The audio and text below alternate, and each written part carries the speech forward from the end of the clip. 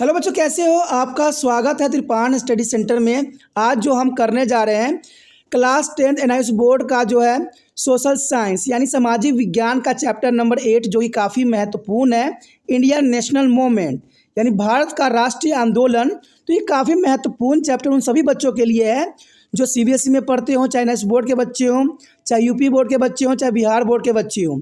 Even कि जो बच्चे कंपटीशन की तैयारी करना चाहते हैं या कर रहे हैं उनके लिए इंडियन नेशनल मूवमेंट काफ़ी महत्वपूर्ण रहेगा, क्योंकि इसमें हम हर एक विषय पे प्रकाश डालेंगे और जानने की कोशिश करेंगे हर एक पहलू को जो अब तक आप नहीं जान सके, और वो सारी बातें करेंगे जो आपके जीवन के लिए महत्वपूर्ण रहेगा। लेकिन आपको पता है, चैप्टर स्टार्ट करने से पहले एक बात जो मैं सदैव कहता हूँ, जिसको आपको सोचना भी चाहिए, विचार भी करना चाहिए और इवन अमल भी करना चाहिए, वो ये है कि जब भी वीडियो देखिए पूरा देखिए, क्योंकि अधूरा जानकारी सदैव खतरनाक होता है। साथ में एक इंपॉर्टेंट बात ये भी रहता है, अगर आप पहली बार वीडियो देख रहे हो तो लाइक शेयर सब्सक्राइब करना मत भूलना, क्योंकि दोस्तों लाइक कीजिएगा तो बनाने वाले का मनोबल बढ़ता है, सब्सक्राइब कीजिएगा तो इससे ये होता है कि जब भी मैं कोई वीडियो डालूंगा उसका नोटिफिकेशन आपको समय रहते मिल जाएगा। और देखिए, शेयर का मतलब ये होता है कि आपके थ्रू ना जाने किन बच्चों को हेल्प मिल जाए, ये आप भी नहीं जानोगे, इसलिए जो है आप शेयर जरूर करो, ठीक है। व्हाट्सएप स्टेटस पे भी लगाओ। दोस्तों एनआईएस सेंटर जो है कई मानने में बहुत से बच्चों के लिए हेल्पफुल है, चाहे वो 8th क्लास हो, 9th 10th 11th 12th हो, चाहे वो एनआईएस बोर्ड के बच्चे हों, ठीक है, चाहे बीए एमए के बच्चे हो, सभी क्लासों के लिए कुछ ना कुछ जो है त्रिपान सेंटर में उपलब्ध है। तो इसलिए आपके लिए ज़रूरी है कि आप सब्सक्राइब करके इसको चैनल को जो है सेव कर लो, नहीं तो बाद में अगर रिसर्च करोगे तो शायद आपको ये चैनल प्राप्त ना हो। तो इसलिए सोचना नहीं, विचार नहीं करना है, सब्सक्राइब करके जो है अपने पास सेव करना है। दोस्तों ये तो बात था आपके लिए, लेकिन आप देखते हैं हमारा आज टॉपिक क्या है। Emergence of Gandhi. Our next topic here, emergence of Gandhi. Mohandas Karamchand Gandhi was a lawyer and trained in Britain. He went to South Africa in 1893 and died there for 21 years. The treatment of Indians in South Africa by the British provoked his conscience. He decided to fight against the policy of racial discrimination of the South African government. During the course of the struggle against the government, involved their techniques of satyagraha. Satyagraha means here non-violent insistence for the truth and justice. Gandhi succeeded in the struggle in South Africa. He turned to the India in 1915. In 1916, he found there is a Sabarmati ashram at the Ahmedabad to practice the ideal of truth and non-violence. Gopal Krishna Gokhale advised him to tour of country, mainly in the village, to understand the people and their problems. His first experiment in the Satyagraha began at Champaran in Bihar in 1917. When he inspired the peasants, they struggled against the upheavals to the plantation system, and he also organized a Satyagraha to be support the peasants of the Kheda district of Gujarat. And these peasants were not able to pay their revenue because of the crop failure and epidemics. In Allahabad, he organized a movement amongst the cotton mill worker. On side your screen, the Mohandas Karamchand Gandhi has a picture.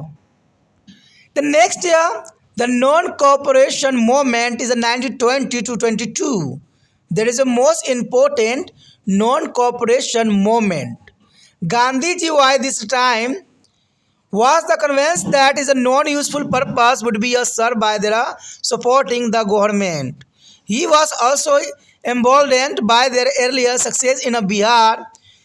In the light of the past and even there is action of British government, he decided to launch a nationwide satyagraha against the proposed the Royal Act in 1999, and his threatened of the start of non-cooperation movement in case of the government fail to be accept his demand.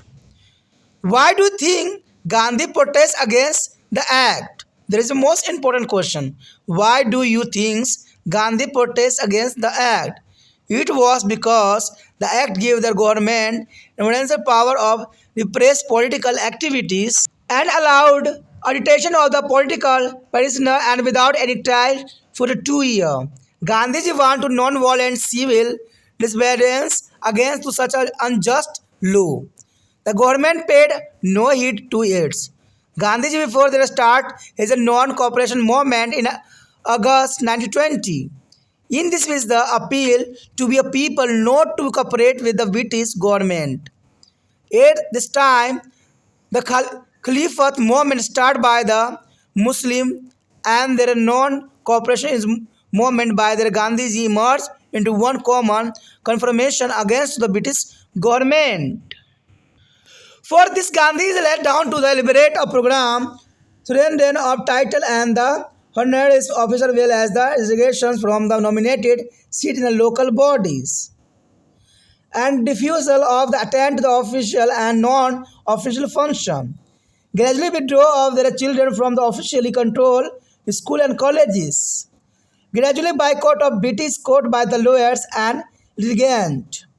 Refusal on the part of the militaries and syndicals and the laboring classes for offered themselves to the tribute for the service and Mesopotamia. Mesopotamia and the 6 year boycott of election to be legislative counseling by the cabinet and voter and boycott of foreign goods and national school and colleges.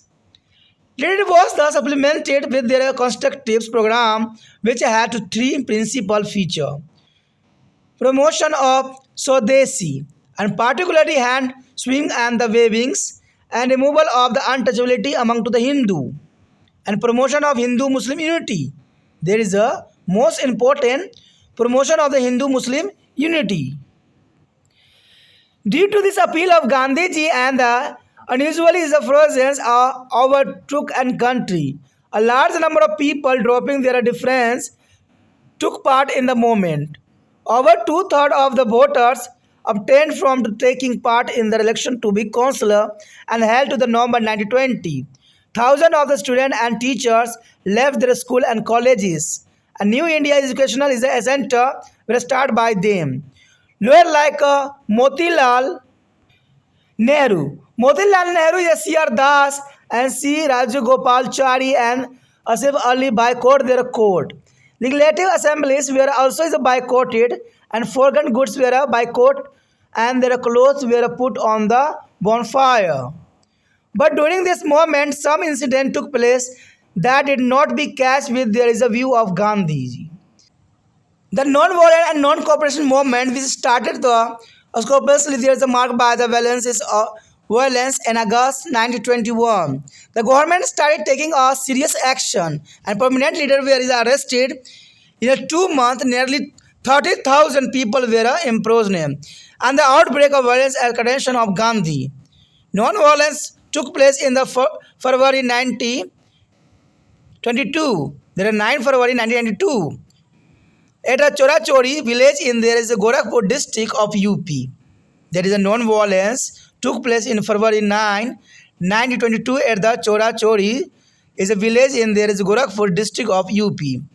This was followed by the more violence and Bareilly and Gandhi suspended his non-cooperation on February 14, 1922.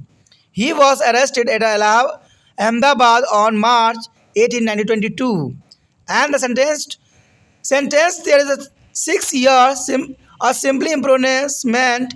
The non-cooperation movement failed to be achieve success. Yet it is a success to be prepare a platform for the future movements. After taking back their non-cooperation movement, Gandhiji and followers were busy in the create actives in the village area.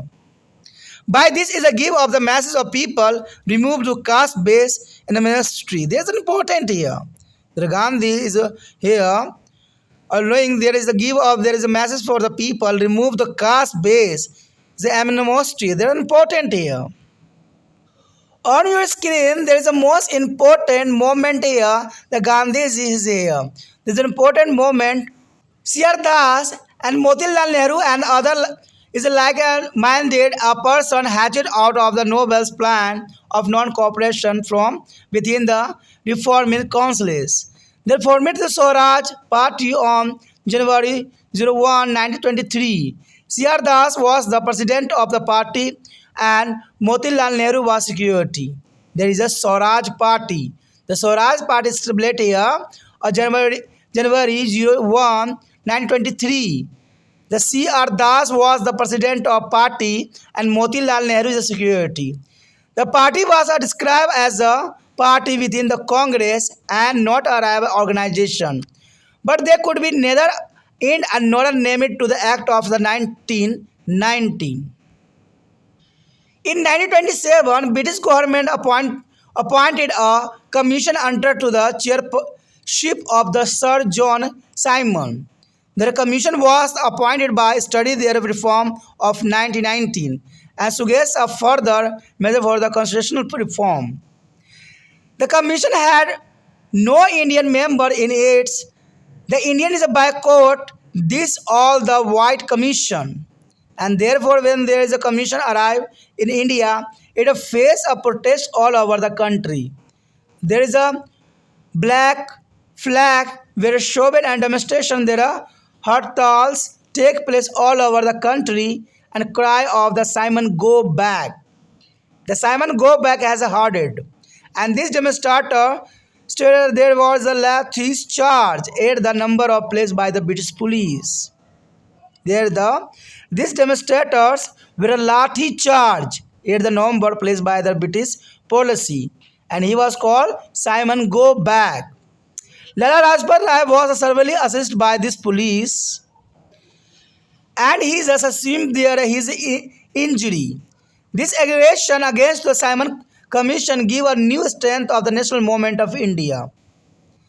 The meanwhile, the Indian political leaders were busy in drafting as a constitution, and this is known as a Nehru Report, which formed to the outline of the constitution. Among its important recommendations there is a declaration of right and parliamentary system of government, a dual franchisee and independent judiciary with their Supreme Court at its head. The most of recommendation formed the basis of the Constitution of Independent India, which was adopted more than 20 years later. At the historical annual session of Congress in Lahore in 1929, the Congress committed itself to a demand of the Purna Swaraj, or complete independence, and issue as call to be a country to celebrate 26th January and Purna Swaraj Day. Their Purna Swaraj Day is the first time celebrated here on January 1930. The Congress celebrated here. Independent Day. The first declared is a Purna Swaraj Independent Day here on January 1930. The Congress here thinking Independent Day. On the day is 1950, the Constitution of Independent India was adopted and making India is a organization as a democratic, socialist and republic. And then January 26 is celebrated as a Republic Day. The next year, Dandi March. Around the same time, the government made a new law. They imposed a tax on the use of salt. And this was opposed by the people as salt was the basic need of their people. But no attention was paid to the demand of the people. During to March-April 1930, Gandhi is a march from to the Sabarmati Ashram to the Dandi on the Gujarat coastal from the purpose of ridings of government salt. The violation of the salt law, this is the first challenge to the government. It was a peacefully march and Gandhi is committed a technical breach of the salt law on 6 April 1930. Where is the peak up to the escorted a sea salt from the coast is a break is low. In this moment, a farmer, trader and women took part in a large number. The government arrested him in May 1930 and they put him to the Irwada jail to be Pune. This campaign is had to significance affect their British attitude to about Indian independence. Gandhi Irvin Pact. Gandhi Irvin Pact in 1931 was one of its example. Gandhiji also is want to be London in 1931 and participate in the second round table conference as the sole representatives of Congress, but no settlement could be arrived at. Thought Gandhi as a race to remove him from the active leadership of their movement. And this civil despondence is a continue. Special stress is laid on the boycott of foreign goods, particularly our clothes. The civil disobedience movement, through a failure, was a vital phase in the struggle for the freedom. It is promoted the unity among the Indians of different regions under their Congress banner. It provides opportunity to be recruited as younger people and educate them to position of the trust and responsibility in their organization, as also in the provisional administrations, which was captured in 1937, a selection. It gave with the publicity to be a political idea and method throughout their country as generate political awareness, even the remote villages. On the screen, your picture, there is the most important picture, Gandhi during to the Dandi March. This picture, on this time, there Gandhi is a march of, there is a salt low. There are during of Gandhi March. आगे जो हमारे समक्ष आया है गांधी जी का उदय। कहते हैं गांधी जी आखिर भारत के जनमानस के लिए क्यों खड़ा हुए, क्या उनकी सोच थी। आखिर गांधी जी ने भारत की ऐसी क्या दशा देखी जो उनको खड़ा होने की आवश्यकता पड़ी। ये बहुत काफ़ी महत्वपूर्ण बात है, क्योंकि कहते हैं गांधी जी का उदय इन्हीं कारणों से हुआ कि भारत में जो दशा थी, भारत के जो लोग उस समय जिस दौर से गुजर रहे थे, वो गांधी जी को देखा नहीं गया। और वो जो है कहते हैं ब्रिटिश में पढ़ाई करने के उपरांत भी उन्होंने सब कुछ को त्याग करके भारत के नागरिकों के जो है सेवा में लग गए। तो कहते हैं ऐसे ये नेता थे, और तभी तो इनको जो है फादर ऑफ नेशन के नाम से जाना जाता है, यानी राष्ट्रीय पिता हमारे देश के हैं, क्योंकि इनकी सोच हर जनमानस के लिए थी।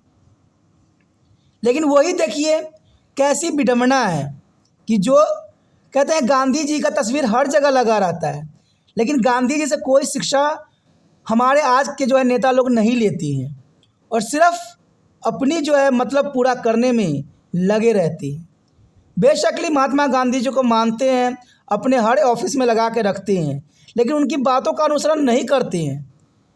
कि कोई भी नेता अगर बनता है, कोई भी अगर मंत्री बनता है, तो उसका सिर्फ एक ही उद्देश्य होना चाहिए, जनता की भलाई, जनता के लिए करें, जनता के लिए जिए। लेकिन आज का सिस्टम ऐसा नहीं है। हर कोई नेता बनता है सिर्फ अपनी आवश्यकताओं के लिए, अपना सुख सुविधाओं के लिए। कहते आम जनता को कौन देखता है। अगर आम जनता को कोई देखता तो इतनी महंगाई जो है नहीं बढ़ती, इतने लोगों को जो है बेरोजगारी की समस्या से नहीं गुजरना पड़ता, इतने देश में जो है सांप्रदायिक दंगा फसाद नहीं होता, यहाँ पर जो बहू बेटियों के साथ गलत होता है वो भी नहीं होता। क्योंकि अगर आप किसी भी क्षेत्र में चले जाएं तो उस क्षेत्र में जो है वहाँ का जो है बहुत ही ढीला रवैया है, प्रशासन की हर क्षेत्र में जो है ढीला रवैया है।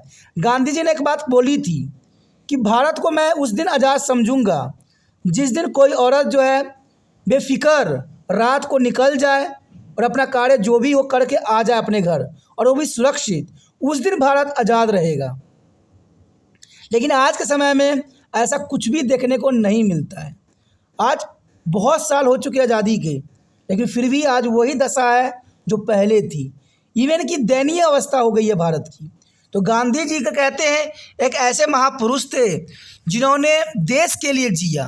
कहते देश के लिए उन्होंने अपनी प्राण की आहुति भी दे दी। और ये काफ़ी महत्वपूर्ण यहाँ पर बात आता है कि गांधी जी का उदय।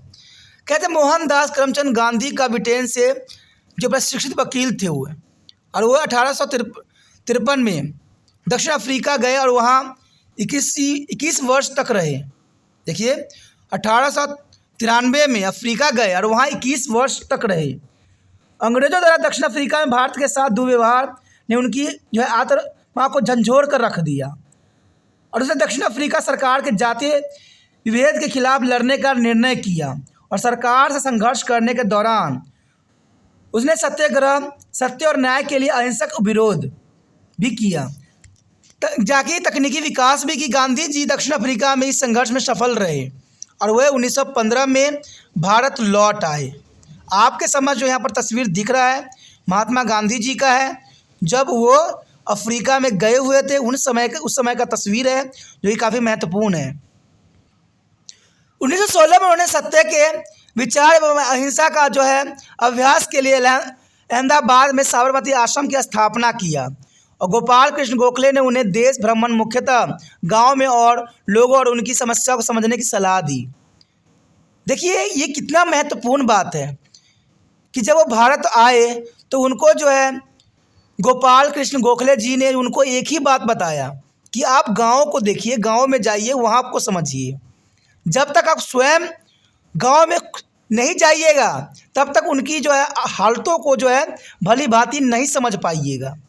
आप आज के समय के साथ तुलना कीजिए। कोई मंत्री लोग कहीं जाते हैं तो उनके लिए आसन तैयार हो जाता है, उनके लिए हर मंच तैयार कर दिया जाता है, रोड साफ कर दिया जाता है, हर चीज़ चकाचक कर दिया जाता है और उन व्यक्तियों को उनके समक्ष प्रस्तुत किया जाता है जो काफ़ी अच्छे होते हैं, सुचारू रूप में होते हैं। क्या कभी आपने मंत्री को देखा है कि गांव में वो खुद ही जाके जो है लोगों को जो है देखे, सोचे, विचार करे, समझे? क्या आज के नेताओं में इतनी शक्ति है?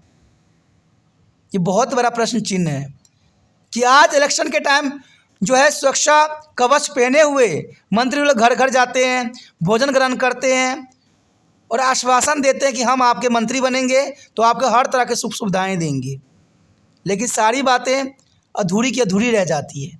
लेकिन यहाँ पर गोपाल कृष्ण गोखले जी के आदेश से महात्मा गांधी ने समस्याओं को समझने के लिए जो है ग्रामीण क्षेत्र में गए और सत्याग्रह में उनका प्रथम प्रयोग बिहार के चंपारण में था, जो 1917 में आरंभ हुआ, जहाँ पर किसानों की समस्या सुनने के लिए आमंत्रित किए गए थे।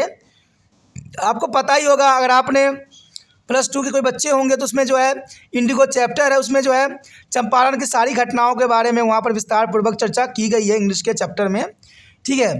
तो उसमें उन्होंने समस्याओं को सुना और इस समझ के आधार पर उन्होंने चंपारण, खेरा और अहमदाबाद के स्थानीय हलचल को सफलतापूर्वक नेतृत्व किया। यानी उन्होंने जो है कई सत्याग्रह किए जो देश कल्याण के लिए महत्वपूर्ण थे। उसके पश्चात है असहयोग आंदोलन। देखिए ये असहयोग आंदोलन जो है भारतीय इतिहास में बहुत महत्वपूर्ण स्थान है, जो 1920 से 22 तक चली थी। उस समय तक गांधी जी समझते थे कि सरकार को समर्थन देकर कोई उपयोगी काम नहीं हो सकता है, क्योंकि जब सरकार गलत हो तो उसका सहयोग देना कभी भी सही नहीं है। ये महात्मा गांधी जी का सोच था कि सरकार को समर्थन देकर कोई उपयोगी काम नहीं हो सकता है। बीती घटनाओं के प्रकाश में और ब्रितानी सरकार कार्य के बाद उन्होंने सरकार के सामने कुछ मांगें रखी, जैसे सरकार को अमृतसर घटना पर पछतावा व्यक्त करना चाहिए और इसे तुर्की के प्रति उदार प्रवृत्ति दर्शानी चाहिए और भारतीयों की संतुष्टि के लिए सुधार की गई नई योजनाएं आरंभ करनी चाहिए। ये गांधी जी उस समय जो है अंग्रेज़ों से एक्सेप्ट करते थे। इस सरकार उसे मांगों को स्वीकार करने में असफल हुई तो उन्होंने असहयोग आंदोलन आरंभ करने की धमकी दी, क्योंकि सरकार को उन्होंने पहले चेतावनी दिया कि इन बातों पर अनुसरण नहीं होगा तो उनको जो है असहयोग आंदोलन को सहना पड़ेगा। सरकार ने इस पर कोई ध्यान नहीं दिया और इस प्रकार गांधी जी ने अपना जो है असहयोग आंदोलन अगस्त 1920 में आरंभ कर दिया, जिसमें उन्होंने लोगों से ब्रितानी सरकार के साथ न देने की वो अपील की। कहते हैं महात्मा गांधी जी भी ये बात समझते थे कि जब प्रशासन जो है गलत रेगुलेशन अपना रहा हो तो उसको साथ देना कदाचित उचित नहीं होता है, क्योंकि जो व्यक्ति उसके साथ देते हैं वो उतना ही दोषी कहलाता है। और इसी समय मुसलमानों के द्वारा आरंभ खिलाफत आंदोलन और गांधी के नेतृत्व में असहयोग आंदोलन जो है ब्रिटिश सरकार के खिलाफ एक मोर्चा बना दिया, क्योंकि उस समय खिलाफत आंदोलन भी चलाई गई और महात्मा गांधी ने असहयोग आंदोलन भी चलाए। इन सब के लिए गांधी जी ने एक विस्तृत कार्यक्रम तय किया। यानी देखा जाए तो उन्होंने एक कार्यक्रम बना लिया। पहला तो उन्होंने ये किया कि पदवी तथा सम्मान लौटाए जाए, कार्यालय तथा स्थानीय निकास के पदों से त्यागपत्र दे दिया जाए, कार्यालय और गैर कार्यालय के कार्यों में उपस्थित होने से इनकार कर दिया जाए, सरकार के द्वारा संचालित विद्यालयों तथा कॉलेजों धीरे धीरे छात्रों को हटा लेना चाहिए और वकीलों द्वारा ब्रिटिश न्यायालय का बहिष्कार करना चाहिए। सैनिक, लिपिकों और मजदूर वर्गों को सेवा की नियुक्ति का इनकार कर देना चाहिए और विधानसभा के चुनाव में प्रत्याशियों और मतदाताओं का बहिष्कार करना और विदेशी सामान का बहिष्कार करना, ये मुख्य गांधी जी का उपदेश था। यहाँ पर आपके समक्ष जो चित्र प्रस्तुत हुआ है, महात्मा गांधी जी हैं जो आंदोलन के अंतर्गत अपना भाषण जो है जनमानस को दे रहे हैं और उनको जो बता रहे हैं कि अंग्रेज किस मानने में जो है भारत के लिए सही नहीं है। राजकीय स्कूल तक कॉलेज स्थापित किए गए। उसके बाद में सृजनात्मक कार्यक्रम के द्वारा इसे बढ़ाया भी गया, जिसके 3 मुख्य उद्देश्य थे। स्वदेशी को बढ़ावा देना और खासकर हस्तकरघा और बुनाई का, यानी उनको पता था गांधी जी को कि जब तक हम अपने सामान स्वयं नहीं बनाएंगे हम स्वदेशी नहीं कहलाएंगे। अब देखिए आज के समय में विदेशों से आगे कंपनियां भारत में जो है सामान बना रही है और हम कह रहे हैं स्वदेशी है, लेकिन शायद ये बात बहुत ही महत्वपूर्ण है कि सामान जितने भी होते हैं सब बाहरी देशों से आते हैं, सिर्फ यहाँ पर असेंबल होता है, तो इसका मतलब ये स्वदेशी नहीं हुआ। कहते हैं जब भारत में सामानों का मैन्युफैक्चर होना शुरू हो जाएगा, जब हम खुद ही अपनी मटेरियल यूज़ करने लग जाएंगे, तब वो स्वदेशी कहलाएगा। तो महात्मा गांधी जी ने ये बात साफ शब्दों में कह दिया कि स्वदेशी चीज़ों का बढ़ावा देना, हिंदुओं में और असभ्यता का अंत होना। देखिए हिंदुओं में जो छुआछूत की भेदभाव थी उसको सदैव के लिए जो है नष्ट कर देना, तभी जो है अंग्रेज़ों से हम दो चार कर सकते हैं। और सबसे बड़ी बात जो आज के नेता नहीं समझ पा रहे हैं, हिंदू मुस्लिम एकता को बढ़ावा देना। आज के समय में देखिए हिंदू राष्ट्र बनाने के जो है पीहोर में लगे हुए हैं सभी नेता लोग सब और बाबा लोग सब, लेकिन उस समय गांधी जी हिंदू मुस्लिम एकता को बढ़ावा देने की वकालत कर रहे थे। तो क्या आज मंत्री लोग ये बात भूल गए हैं कि हिंदू मुस्लिम एकता को बढ़ावा देना महात्मा गांधी की प्राथमिकता थी और उनको पता था कि जब हिंदू मुस्लिम एक नहीं होंगे तब तक देश जो है सुचारू रूप से ग्रोथ नहीं कर सकता। गांधी जी के इसी अपील के कारण देश में असाधारण जोश फैल गई, सभी में जोश आया और सभी ने उनकी बातों को जो है अनुसरण किया और बड़ी संख्या में लोगों ने आपसी मतभेद छोड़कर इस आंदोलन में भाग लिया। अब देखिए हम आज़ाद किस कारणों से हुए, जब हिंदू मुसलमानों ने जो है आपसी भेदभाव छोड़ के आंदोलन में भाग लिया, तब जाके भारत आज़ाद हुआ। अब सोचिए आज के समय में अगर हिंदू मुस्लिम आपस में लड़ते हैं या हिंदुत्व की प्रलाप गाया गया तो कितनी बड़ी जो है मुसीबत का सामना करना पड़ सकता है जनमानस को। कहते हैं एक लोगों के कारण कई लोगों की अपनी जान तक चली जाती है और ये शायद आज के लोग नहीं समझ पा रहे हैं, सिर्फ अपनी राजनीतिक उल्लू सीधा कर रहे हैं, जो कि सही नहीं है। 2/3 से ज़्यादा मतदाताओं ने नवंबर 1920 में एक काउंसिलिंग के चुनाव में भाग लेने से परहेज कर दिया और हजारों छात्रों और शिक्षकों ने अपने विद्यालय और कॉलेजों को छोड़ दिया तथा उन लोगों के द्वारा एक नए भारतीय शिक्षा केंद्र की स्थापना हुई, जिसमें मोतीलाल नेहरू और CR दास जी ने और राजगोपालचारी और असफ अली जैसे वकीलों ने न्याय का बहिष्कार कर दिया। विधानसभा का भी बहिष्कार किया गया और विदेशी वस्तुओं का बहिष्कार किया गया तथा विदेशी कपड़ों को जला दिया गया। लेकिन आंदोलन के दौरान कुछ ऐसी घटना घटी जो गांधी जी के विचारों से बिल्कुल अलग थी। अहिंसक असहयोग आंदोलन के शुभ आरंभ के बाद अगस्त 1921 में हिंसा का दाग लग गया, यानी कहते हैं विचार एक धारा नहीं था। गांधी जी जो अहिंसक नहीं कोई रूल रेगुलेशन अपनाना चाहते थे, लेकिन 1921 में एक दाग लग गया। सरकार ने भी गंभीर कार्रवाई आरंभ कर दी और महत्वपूर्ण नेताओं को गिरफ्तार कर लिया गया। 2 महीने में लगभग 30,000 लोगों को गिरफ्तार किया गया और हिंसा फैलने से गांधी जी ने चेतावनी दी। उग्र भीड़ के द्वारा उत्तर प्रदेश के गोरखपुर जिले में चेराचेरी गांव में 9 फरवरी 1922 को जो है हिंसा फैली और इसके बाद बरेली में हिंसा का एक और घटना हुई। कहते चेराचेरी में जो है घटना घटी जहां पर 22 पुलिस कर्मचारियों को पुलिस थाने में बंद करके उनको जला दिया गया और ये हिंसा बहुत ही दर्दनाक था। इसी कारण से जो है और बरेली में हिंसा की एक घटना और हुई, जिसके वजह कारण जो है गांधी जी ने 14 फरवरी 1922 को असहयोग आंदोलन स्थापित कर दिया, यानी स्थगित कर दिया, जो कि काफ़ी महत्वपूर्ण रही, क्योंकि इन घटनाओं में लोग जो है अहिंसा का सहारा लेने लग गए और जिसके कारण महात्मा गांधी को चिंता होने लगी, क्योंकि इस हिंसा में कहते हैं ब्रिटिश अफसर का कुछ नहीं जाएगा, क्योंकि जो सिपाही मारे गए वो भी इंडियन ही थे। तो ये बात काफ़ी महत्वपूर्ण होता है कि अपने लोगों को मार के जो है कोई भी चीज़ हासिल नहीं किया जा सकता। इसलिए महात्मा गांधी ने 14 फरवरी 1922 को दो घटनाएं, चोरा चोरी की घटना और जो है बरेली में हिंसा की घटना देख के उन्होंने जो है असहयोग आंदोलन आपस स्थगित कर दिया। उन्होंने 18 मार्च 1922 को अहमदाबाद में उनको पकड़ लिया गया और 6 साल जेल की सज़ा सुनाई गई। यानी गांधी जी को 18 मार्च 1922 को अहमदाबाद में पकड़ लिया गया और उनको 6 साल की जेल की सज़ा सुना दी गई। असहयोग आंदोलन आपस लेने के बाद गांधी जी और उनके अनुयायी ग्रामीण क्षेत्र में सृजनात्मक क्रियाकलापों में व्यस्त रहे और इसके द्वारा उन्होंने लोगों को जाति आधारित वैषम्य को हटाने का संदेश दिया कि जाति संबंधी जो वकालत गांधी जी ने उस समय में भी की थी, जो जरूरी था। CR दास, मोतीलाल नेहरू और दूसरे एक जैसे विचारवान लोगों ने पुनर्गठित काउंसिलिंग के भीतर से ही असहयोग की एक नई योजना का जो सृजन कर दिया और उन लोगों ने कहते 1 जनवरी 1923 को स्वराज पार्टी की स्थापना किया और CR दास पार्टी के जो है अध्यक्ष तथा मोतीलाल नेहरू सचिव थे। यानी देखा जाए तो ये काफ़ी महत्वपूर्ण थी स्वराज पार्टी की स्थापना, जो कि 1 जनवरी 1923 में की गई थी और इसके मेन अध्यक्ष जो थे CR दास थे और यहाँ पर सचिव जो थे मोतीलाल नेहरू थे। पार्टी के बारे में कहा गया कि ये कांग्रेस के भीतर ही पार्टी है, न कि इसके विरोध संगठन है।